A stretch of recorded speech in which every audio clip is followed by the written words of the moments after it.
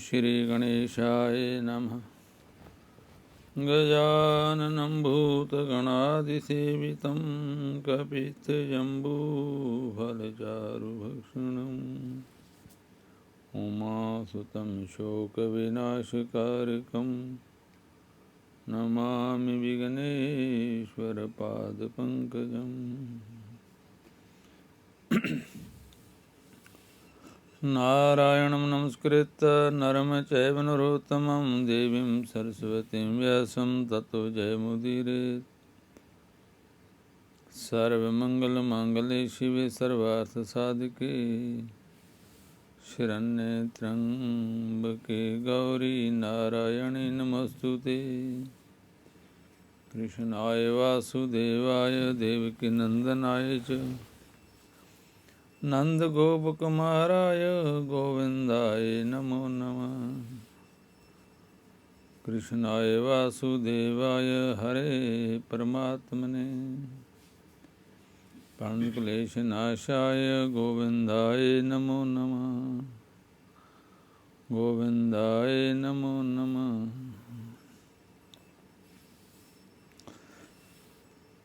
भगवान का भजन करने से भक्तों को शांति मिलती है। नाम सिमरन से उनका अंतःकरण शुद्ध हो जाता है। फिर भी कहते हैं कि लगातार नाम जप नहीं होता, मन इधर उधर हो जाता है।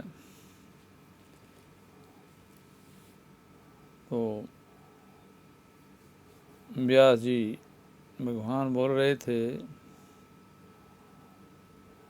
कि भगवान के भजन करने के लिए ऐसी चेष्टा करनी चाहिए जिससे एकांत स्थान में अकेले का ही मन प्रसन्नतापूर्वक से रहे। प्रफुल्लित चित्त से एकांत में श्वास के द्वारा निरंतर नाम जप करने से ऐसा हो सकता है। अगर भगवान के नाम में मन न लगे तो भी भगवान व्यास जी अपने शिष्यों को और बहुत विधियां बताते हैं कि अगर आपका मन लगातार भजन में नहीं लगता, ध्यान में नहीं लगता, तो भगवान के रहने के 5 स्थान हैं जिनको 5 महाजग भी कहते हैं। कह रहे हैं शिष्यगण, मैं तुम लोगों को 5 धर्मों के आख्यान सुनाऊंगा। उन 5 में से एक का भी अनुष्ठान करके मनुष्य सुजस, स्वर्ग तथा मोक्ष भी पा सकता है। माता पिता की पूजा, पति की सेवा, सबके प्रति समान भाव, मित्रों से द्रोह न करना और भगवान श्री विष्णु का भजन करना, ये 5 महायज्ञ हैं। ब्राह्मणों पहले माता पिता की पूजा करके मनुष्य धर्म का साधन करता है। वह इस पृथ्वी पर सैकड़ों यज्ञों तथा तीर्थ यात्रा आदि के द्वारा भी दुर्लभ है। पिता धर्म है, पिता स्वर्ग है और पिता ही सर्वोत्कृष्ट तपस्या है। पिता के प्रसन्न हो जाने पर संपूर्ण देवता प्रसन्न हो जाते हैं, जिसकी सेवा और सद्गुणों से पिता माता संतुष्ट रहते हैं। उस पुत्र को प्रतिदिन गंगा स्नान का फल मिलता है। माता सर्वतीर्थमयी है और पिता संपूर्ण देवताओं का स्वरूप है, इसलिए सब प्रकार से यत्न पूर्वक माता पिता का पूजन करना चाहिए। जो माता पिता की प्रदक्षिणा करता है उसके द्वारा 7 द्वीपों से युक्त समुची पृथ्वी की परिक्रमा हो जाती है। माता पिता को प्रणाम करते समय जिसके हाथ, मस्तक और घुटने पृथ्वी पर टिकते हैं वह अक्षय स्वर्ग को प्राप्त होता है। पद्म पुराण में आया है, मातरम पितरम चैव जस्तु कुर्यात् प्रदक्षिणम पाद प्रदक्षिण कृता तेन सावधीता वसुंधरा। जन्य च करो जस्य पितरो प्रणता शिरा निपतंती पृथ्व्यां च सो अक्षम लभते दिवसम। जब तक माता पिता के चरणों की राज पुत्र के मस्तक पर और शरीर में लगती रहती है, तभी तक वह शुद्ध रहता है। जो पुत्र पिता माता के चरण कमलों का जल पीता है, उसके करोड़ों जन्मों के पाप नष्ट हो जाते हैं। वह मनुष्य संसार में धन्य है जो नीच पुरुष माता पिता की आज्ञा का उल्लंघन करता है। वह महाप्रलय पर्यंत नरक में निवास करता है। जो रोगी, वृद्ध, जीविका से रहित, अंधे और बहरे पिता को त्याग कर चला जाता है, वह रौरव नरक में पड़ता है। पद्म पुराण सृष्टि खंड में आता है, रोगिणम चापि वृद्धम च पितरम वृत्ति कर्षितम विकलम नेत्र कर्णाभ्याम त्यक्त्वा गच्छे रौरवम। इतना ही नहीं, उसे अंत्यजों, मलेशियों और चंडालों की योनि में जन्म लेना पड़ता है। माता पिता का पालन पोषण न करने से समस्त पुण्यों का नाश हो जाता है। माता पिता की आराधना न करके पुत्र यदि तीर्थ और देवताओं का भी सेवन करे तो उसे उसका फल नहीं मिलता। ब्राह्मणों, व्यास जी बोल रहे हैं, हे शिष्यगणों, ब्राह्मणों, इस विषय में मैं एक प्राचीन इतिहास कहता हूँ, जतनपूर्वक उसका श्रवण करो। इसका श्रवण करने से भूतल पर फिर कभी तुम्हें मोह नहीं व्यापेगा। पूर्व काल की बात है, नरोत्तम नाम से प्रसिद्ध एक ब्राह्मण था। वह अपने पिता माता का अनादर करके तीर्थ सेवन के लिए चल दिया। सब तीर्थों में घूमते हुए उस ब्राह्मण के वस्त्र प्रतिदिन आकाश में सूखते थे। इसी से उसके मन में बड़ा भारी अहंकार हो गया। वह समझने लगा, मेरे समान पुण्यात्मा और माजस्वी दूसरा कोई नहीं। एक दिन वह मुख ऊपर की ओर करके यही बात कह रहा था, इतने में ही एक बुगले ने उसके मुंह पर बीट कर दी। तब ब्राह्मण ने क्रोध में आकर उसे शाप दे दिया। बेचारा बुगला राख की ढेरी बनकर पृथ्वी पर गिर पड़ा। बुगले की मृत्यु होते ही नरोत्तम के भीतर महामोह ने प्रवेश किया। उसी भाव से ब्राह्मण का वस्त्र आकाश में नहीं ठहरता था। जय जानकर उसे बड़ा खेद हुआ। तदनंतर काश्यवाणी ने कहा, ब्राह्मण, तुम परम धर्मात्मा मूक चंडाल के पास जाओ और वहाँ जाने से तुम्हें धर्म का ज्ञान होगा। उसका वचन तुम्हारे लिए कल्याणकारी होगा। व्यास जी सुना रहे थे कि जय काशवाणी सुनकर ब्राह्मण मूक चंडाल के घर गया। वहाँ जाकर उसने देखा, वह चंडाल सब प्रकार से अपने माता पिता की सेवा में लगा है। जाड़े के दिनों में वह अपने माँ बाप को स्नान के लिए गर्म जल देता, उनके शरीर में तेल मलता, तापने के लिए अंगीठी जलाता, भोजन के पश्चात पान खिलाता और रुईदार कपड़े पहनने को देता था। प्रतिदिन मिष्टान भोजन के लिए परोसता, और बसंत ऋतु में महुए की सुगंधित माला पहनाता था। इनके लिए और भी जो भोग सामग्रियाँ प्राप्त होती उन्हें देता और भांति भांति की आवश्यक वस्तुएं पूर्ण की करता था।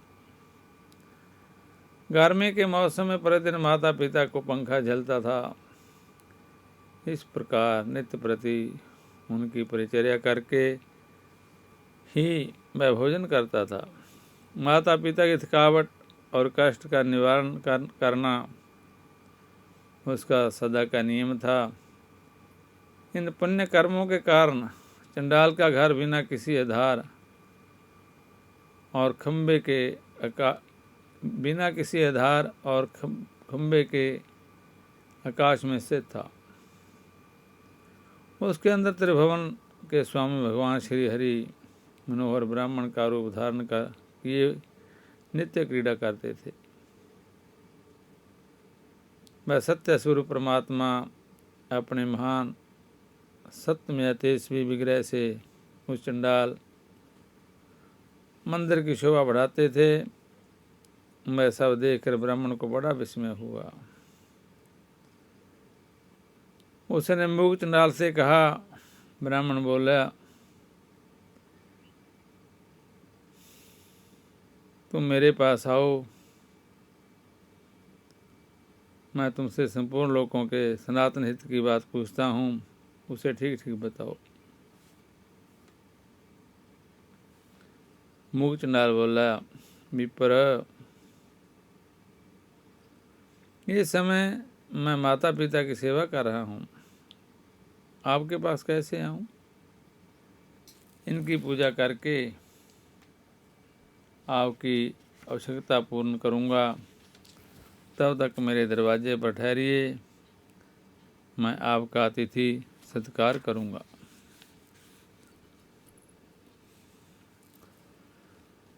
चंडाल के इतना कहते ही ब्राह्मण देवता आग बबूला हो गए और बोले, मुझ ब्राह्मण की सेवा छोड़कर तुम्हारे लिए कौन सा कार्य बड़ा हो सकता है?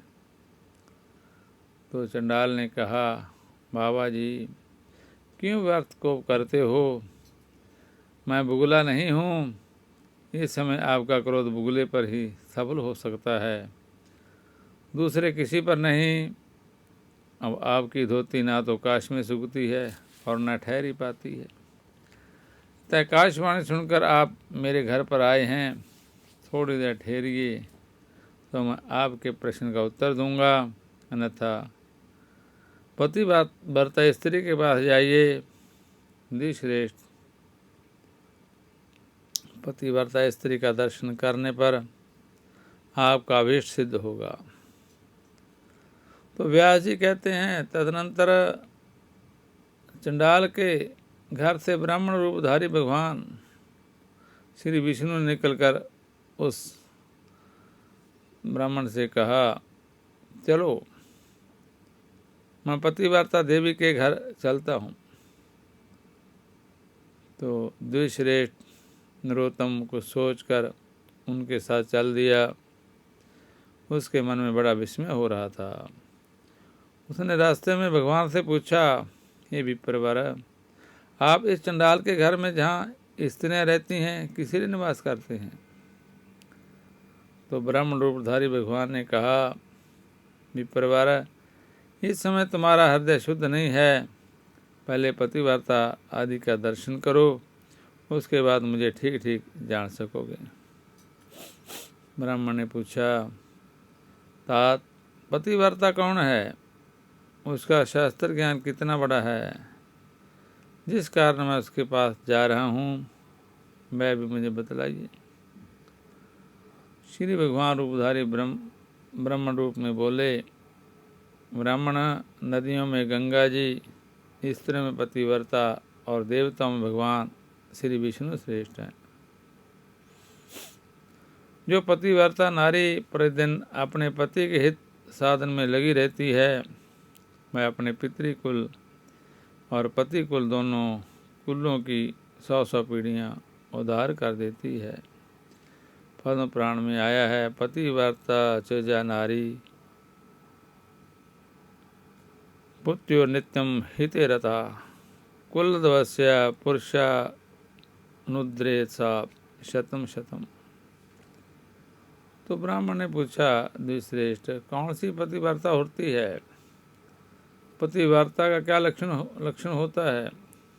मैं जिस प्रकार इस बात को ठीक ठीक समझ सकूं उसी प्रकार उपदेश दीजिए। तो श्री भगवान बोले, वे स्त्री पुत्र की अपेक्षा सगुणे स्नेह से पति की आराधना करती है, राजा के समान उसका भय मानती है और पति को भगवान का रूप समझती है, वह पतिव्रता है। जो गृह कार्य करने में दासी, रमण काल में वेश्या, भोजन के समय माता के समान आचरण करती है और जो विपत्ति में स्वामी को नेक सलाह देकर मंत्री का काम करती है, वह स्त्री पतिव्रता मानी जाती है। जो मन, वाणी, शरीर और क्रियाओं द्वारा कभी पति की आज्ञा का उल्लंघन नहीं करती, तो हमेशा पति के भोजन कर लेने पर ही भोजन करती है, उस स्त्री को पतिव्रता समझना चाहिए। जिस जिस छाया पर पति शयन करते हैं, वहाँ वहाँ जो प्रतिदिन यत्नपूर्वक उनकी पूजा करती है, पति के प्रति कभी जिसके मन में डा नहीं पैदा होती, कृपणता नहीं आती और जो मान भी नहीं करती, पति की ओर से आदर मिले या अनादर, दोनों में जिसकी समान बुद्धि रहती है, ऐसी स्त्री को पतिव्रता कहते हैं। जो साध्वी स्त्री सुंदर वेशधारी पर पुरुष को देखकर उसे भ्राता, पिता अथवा पुत्र मानती हैं, वह भी पतिव्रता है। पद्म पुराण में बहुत लंबा चौड़ा इसका दृष्टांत आया है। हे द्विश्रेष्ठ, तुम उस पतिव्रता के पास जाओ और उसे अपना मनोरथ कह सुनाओ। उसका नाम शुभा है, वह रूपवती युवती है, उसके हृदय में दया भरी है, वह बड़ी यशस्विनी है। उसके पास जाकर तुम अपने हित की बात पूछो। व्यास जी कहते हैं, हे शिष्यगणों, जो कहकर भगवान वही अंतर्धान हो गए, उन्हें अदृश्य होते देख ब्राह्मण को बड़ा आश्चर्य हुआ। उसने पतिव्रता के घर जाकर उसके विषय में पूछा। तिथि की बोली सुनकर पतिव्रता स्त्री वेगपूर्वक घर से निकली और ब्राह्मण को आया देखकर दरवाजे पर खड़ी हो गई। ब्राह्मण ने उसे देखकर प्रसन्नतापूर्वक उसे कहा, देवी, तुमने जैसा देखा और समझा है उसके अनुसार स्वयं ही सोचकर मेरे लिए प्रिय और हित की बात बताओ।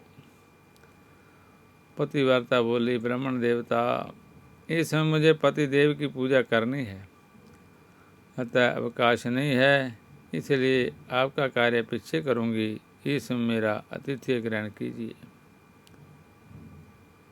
ब्राह्मण बोला, कल्याणी, मेरे शरीर में इस समय भूख, प्यास और थकावट नहीं है। मुझे विष्ट बात बताओ, नहीं तो मैं तुम्हें शाप दे दूंगा। तब उस पतिव्रता ने भी कहा, हे द्विश्रेष्ठ, मैं बुगला नहीं हूँ। आप धर्म तुलाधार के पास जाइए और उन्हीं से अपने हित की बात पूछिए। यूँ कहकर वह महाभागा पतिव्रता घर के भीतर चली गई। तब ब्राह्मण ने चंडाल के घर की भांति वहाँ भी विपर रूपधारी भगवान को देखा। उन्हें देखकर बड़ा विस्मय में हो गया और कुछ सोच विचार कर उनके समीप गया। घर में जाने पर उसे हर्ष में भरे हुए ब्राह्मण और उस पतिव्रता के भी दर्शन हुए। उन्हें देखकर नरोत्तम ब्राह्मण ने कहा, हे तात, देशांतर में जो घटना घटी थी उसे पतिव्रता देवी ने भी बता दिया, और चंडाल ने तो बताया ही था। ये लोग उस घटना को कैसे जानते हैं, इस बात को लेकर मुझे बड़ा विस्मय होता है। इससे बढ़कर महान आश्चर्य और क्या हो सकता है। तो ब्राह्मण रूपधारी श्री भगवान बोले, तात, महात्मा पुरुष अत्यंत पुण्य और सदाचार के बल पर सबका कारण जान लेते हैं, जिससे तुम्हें विस्मय हुआ है। मुने बताओ, इस समय उस पतिव्रता ने तुमसे क्या कहा है। तो ब्राह्मण ने कहा, मैं तो मुझे धर्म तुलाधार से प्रश्न करने के लिए उपदेश देती है। तो श्री भगवान बोले, हे मुनि श्रेष्ठ, आओ मैं उसके पास चलता हूँ। यूँ कहकर भगवान जब चलने लगे तब ब्राह्मण ने पूछा, तुलाधार कहाँ रहता है।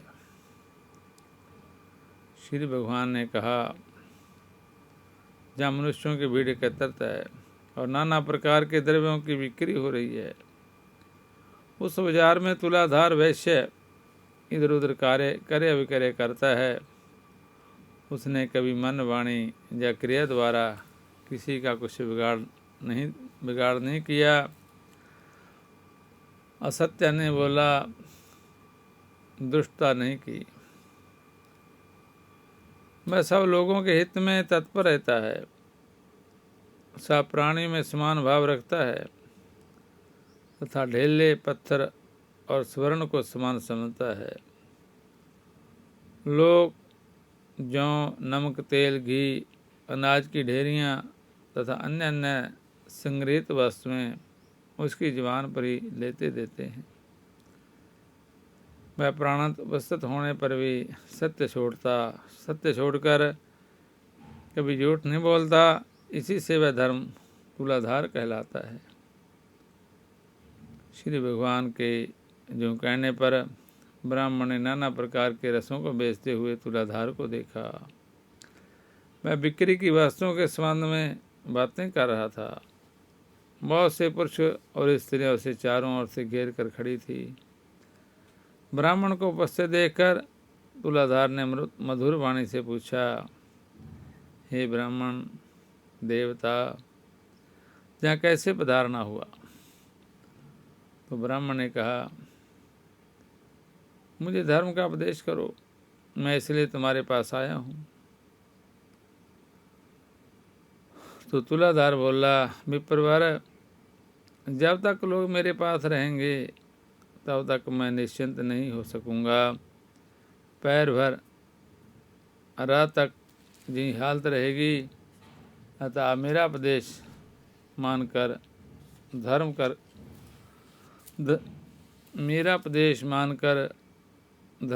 धर्माकर के पास जाइए।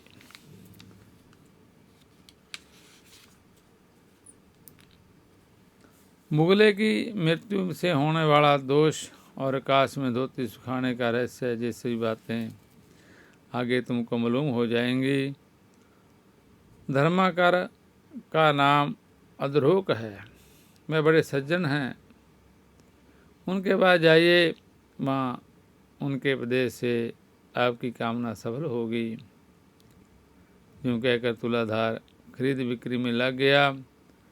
नरोत्तम ने विप्ररूपधारी भगवान से पूछा, तात, अब मैं तुलाधार के कथनानुसार सज्जन अधरोक के पास जाऊंगा, परंतु मैं उनका घर नहीं जानता।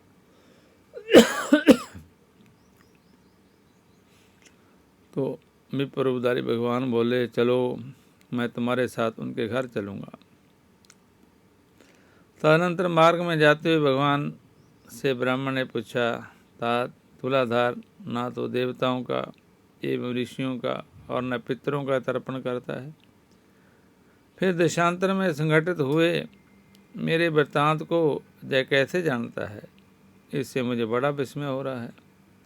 आप इसका सब कारण बताइए। श्री भगवान बोले, ब्राह्मण, उसने सत्य और समता से तीनों लोगों को जीत लिया है। इसी से उसके ऊपर पितर, देवता तथा मुनि भी संतुष्ट रहते हैं। धर्मात्मा तुलाधार उपर्युक्त गुणों के कारण ही भूत और भविष्य की सब बातें जानता है। सत्य से बढ़कर कोई धर्म नहीं और झूठ से बढ़कर कोई पाप नहीं है। सत्येन संभावेन जितम तेन जगत त्रयतम तेन त्रिपितम पित्रो देवा मणिर्गुणेश है।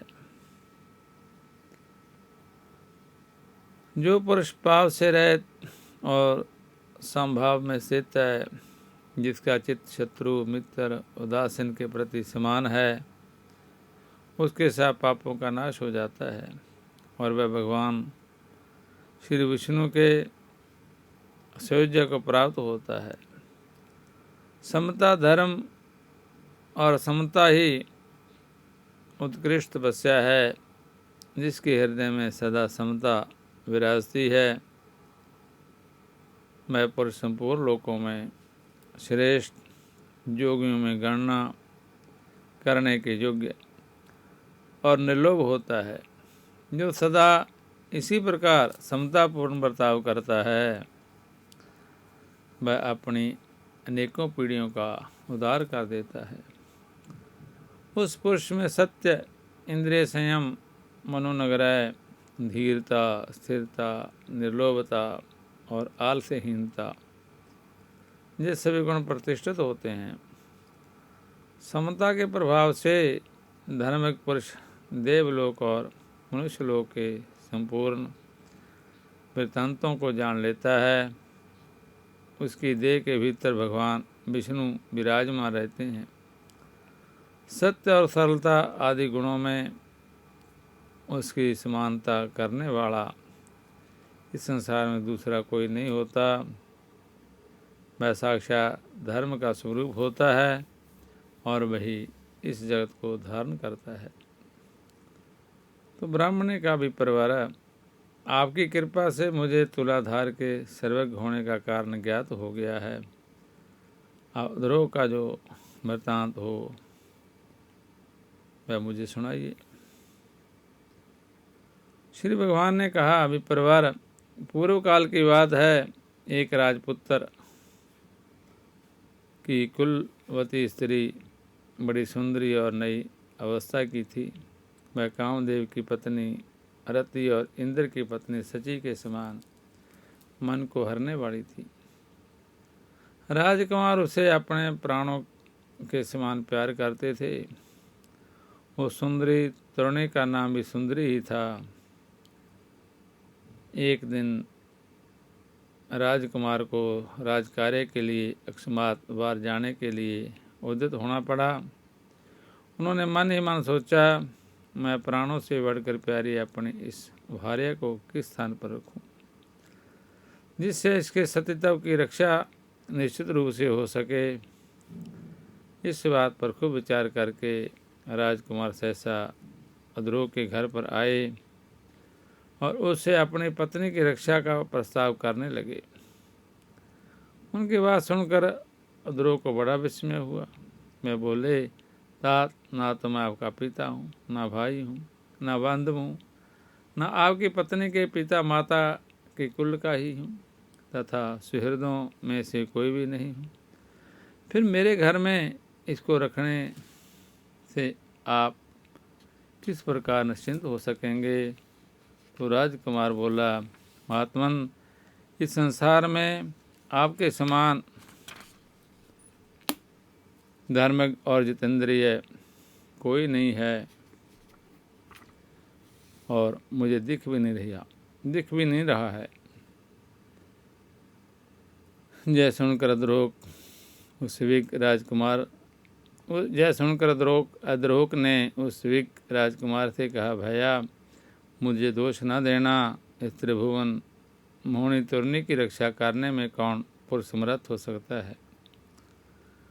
राजकुमार ने कहा, मैं सब बातों का भली भांति विचार करके ही आपके पास आया हूँ।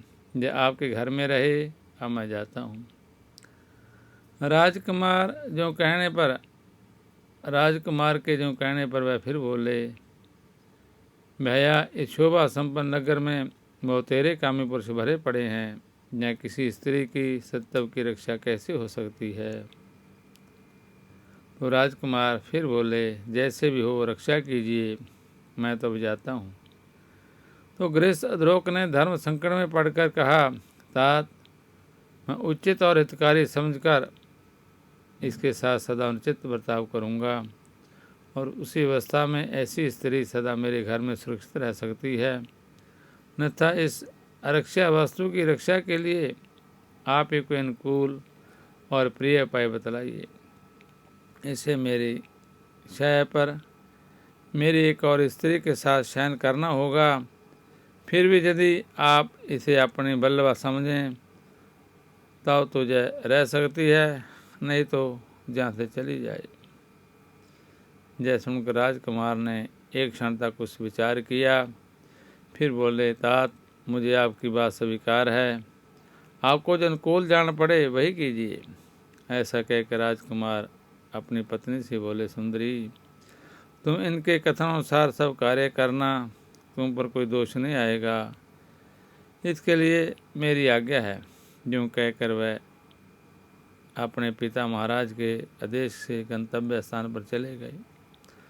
तदनंतर रात में द्रोक ने जैसा कहा था वैसा ही किया। मैं धर्मात्मा नित्य प्रति दोनों स्त्रियों के बीच में शयन करते थे। फिर वे अपनी और पराई स्त्री के विषय में कभी धर्म से विचलित नहीं होते थे। अपनी स्त्री के स्पर्श से ही उसे काम भोग की इच्छा होती थी। इस राजकुमार की स्त्री के सतन भी बार बार उनकी पीठ में लग जाते थे, किंतु उसका उनके प्रति कैसा वैसा ही भाव होता था जैसा बालक पुत्र का माता के सतन के प्रति होता है। मैं प्रतिदिन उसके प्रति मातृभाव को ही दृढ़ रखते थे। कर्मश उनकी हृदय से स्त्री समूह की इच्छा ही जाती रही। इस प्रकार 6 महीने व्यतीत होने पर राजकुमारी के पति अद्रोक के नगर में आए। उन्होंने लोगों से द्रोक तथा अपनी स्त्री के बर्ताव के संबंध में पूछा। लोगों ने भी अपनी अपनी रुचि के अनुसार उत्तर दिया। कोई राजकुमार के प्रबंध को उत्तम बताते थे, कुछ नौजवान उनकी बात सुनकर आश्चर्य में पड़ जाते थे, और कुछ लोग इस प्रकार उत्तर देते थे, भाई, तुमने अपनी स्त्री उसे सौंप दी है और वह उसी के साथ शयन करता है। स्त्री और पुरुष के संसर्ग होने पर दोनों के मन शांत कैसे रह सकते हैं। उद्रोक ने अपने धर्माचरण के बल पर लोगों की कुशित चर्चा सुन ली, तब उसने उनके मन में लोक निंदा से मुक्त होने का शुभ संकल्प प्रकट हुआ। उन्होंने सब लकड़ी एकत्रित करके एक बहुत बड़ी चिता बनाई और उसमें आग लगा दी। चिता प्रज्वलित हो उठी। इसी समय प्रतापी राजकुमार द्रोक के घर आ पहुँचे। उन्होंने द्रोक तथा अपनी पत्नी को भी देखा। पत्नी का मुख प्रसन्नता से खिला हुआ था और द्रोक अत्यंत मिजाजुग थे। उन दोनों की मानसिक स्थिति जानकर राजकुमार ने कहा, भाई, मैं आपका मित्र हूँ और बहुत दिनों के बाद जहाँ लौटा हूँ, आप मुझसे बातचीत क्यों नहीं करते। तो अद्रोक ने कहा, मित्र, मैंने आपके हित के लिए जो दुष्कर्म किया है वह लोक निंदा के कारण व्यर्थ सा हो गया है। अतः मैं अग्नि में प्रवेश करूँगा। संपूर्ण देवता और मनुष्य मेरे इस कार्य को देखें। श्री भगवान कहते हैं, ऐसा कहकर महाभाग अद्रोक अग्नि में प्रवेश कर गए, किंतु अग्नि उनके शरीर, वस्त्र और केशों को जला नहीं सका। आकाश में खड़े समस्त देवता प्रसन्न होकर उन्हें साधुवाद देने लगे। सबने चारों ओर से उनके मस्तक पर फूलों की वर्षा की। जिन जिन लोगों ने राजकुमार की पत्नी और अद्रोक के संबंध में कलंकपूर्ण बातें कही थी, उनके मुंह पर नाना प्रकार की कोढ़ हो गई। देवताओं ने वहाँ उपस्थित हो अधरोह को आग से खींच कर बाहर निकाला और प्रसन्नतापूर्वक दिव्य पुष्पों से उनका पूजन किया। उनका चरित्र सुनकर मुनियों को भी बड़ा विस्मय हुआ। समस्त मुनिवर तथा विभिन्न वर्णों के मनुष्यों ने उन मातेश्वरी महात्मा का पूजन किया और उन्होंने भी सबका विशेष आदर किया। उस समय देवताओं, असुरों और मनुष्यों ने मिलकर उनका नाम सज्जन द्रोक रखा। उसके चरणों की धूलि से पवित्र हुई भूमि के ऊपर खेती की उपज अधिक होने लगी। देवताओं ने राजकुमार से कहा, तुम अपनी इस स्त्री को स्वीकार करो। इन द्रोह के समान कोई मनुष्य इस संसार में नहीं हुआ है। ये समय इस पृथ्वी पर दूसरा कोई ऐसा पुरुष नहीं है जिसे काम और लोभ ने प्रार्थना किया हो। देवता, असुर, मनुष्य, राक्षस, मृग, पक्षी और कीट आदि संपूर्ण प्राणियों के लिए जय काम दुर्जय है। काम, लोभ और क्रोध के कारण ही प्राणियों को सदा जन्म लेना पड़ता है। काम इस संसार बंधन में डालने वाला है। प्राय कहीं भी काम रहित पुरुष का मिलना कठिन है। इन अधरोक ने सबको जीत लिया है, 14 भुवनों पर विजय प्राप्त की है। इनके हृदय में भगवान श्री वासुदेव बड़ी प्रसन्नता के साथ नित्य विराजमान रहते हैं। इनका स्पर्श और दर्शन करके मनुष्य पापों से मुक्त हो जाता है और निष्पाप होकर अक्षय स्वर्ग को प्राप्त करते हैं। यूँ कहकर देवता विमानों पर बैठ आनंदपूर्वक स्वर्ग लोक को पधारे। मनुष्य भी संतुष्ट होकर अपने अपने स्थान को चल दिए तथा वह दोनों स्त्री पुरुष भी अपने राजमहल को चले गए। तब से अधरोह को दिव्य दृष्टि प्राप्त हो गई है। वह देवताओं को भी देखते हैं और तीनों लोगों की बात अनायासी जान लेते हैं। आगे की चर्चा दूसरे भाग पर शेष भाग में। श्री कृष्ण गोविंद हरे मुरारी, हे नाथ नारायण वासुदेव।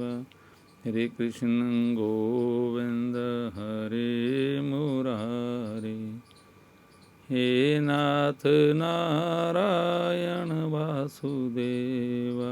श्री कृष्ण गोविंद हरे मुरारी, हे नाथ नारायण वासुदेव।